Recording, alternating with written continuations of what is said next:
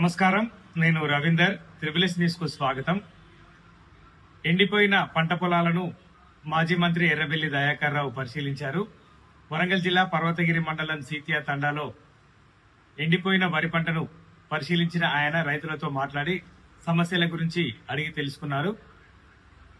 పంట పొలాలకు ఎస్ఆర్ఎస్పీ కాల్వ ద్వారా సాగునీరు అందించి రైతులను ఆదుకోవాలని ప్రభుత్వాన్ని డిమాండ్ చేశారు.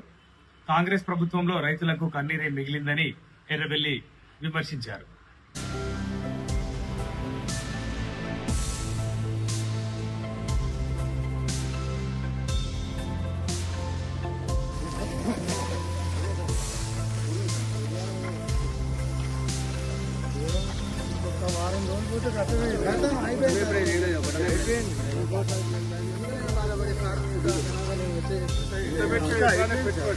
సార్ ఇప్పుడు పెట్టుబడి 50-60 వేలు అమ్మి సార్ ఇప్పటికే 50-60 వేలు